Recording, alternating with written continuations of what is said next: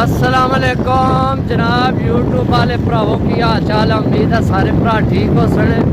ते जनाब है मौसम देख लो, यकीन करो कि इतनी सर्दी कि मैं तुहानू जनाब दस नहीं सकना।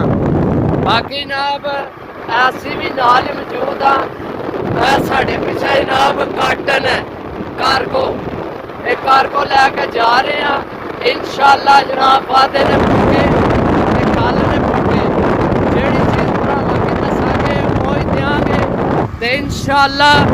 भावें नेरी होवे भावें होवे बदल ते जनाब भरावां की कबूतर पहुंचाना साडा काम है। जिंदगी होनी चाहिए है तुहाडी ते साडी, सही है। ये जनाब गल है सारी सेहत नहीं ते जिंदगी नहीं। जिंदगी होना जरूरी है तो सेहत होना भी जरूरी है। तो बाकी इंशाअल्लाह असी वादे तू अगे पिछे ना हो ले, सही है।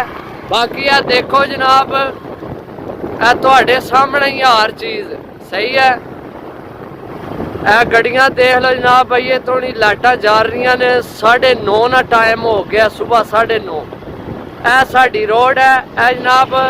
असी सराय लमगीर वाली साइड से जा रहे हैं ते जड़ी गड्डियां जा रही मेरे कोलू लंघियां ये मंडी बहाउद्दीन जा रही है रोड, सही है।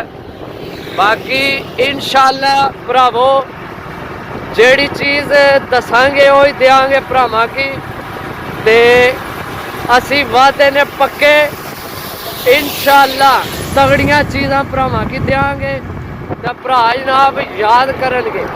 बाकी है देखो जनाब सुबह सुबह मजदूर भी लगे काम ते, सही है।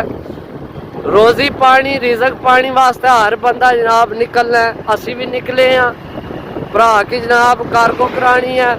बाकी इंशाअल्लाह उत्थे अड्डे भी जाके ते फिर राबता करसा भरा नाल ते जनाब जेड़ा साडा 150 होना है उस भी साडा भी खर्चा है, सही है। पुहांज साडा 14 किलोमीटर दूर है शहर तो, ठीक हो गया।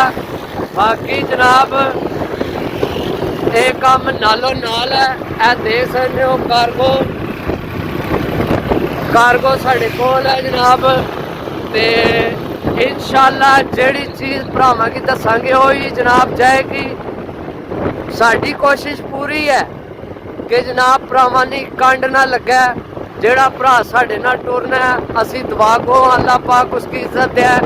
देखो असी सिर्फ कोशिश कर सकते हैं, बाकी जनाब इज्जत जिल्लत रब ने हाथ विच है। अल्लाह पाक जितनी मेहनत करो उतना फल जरूर देना है।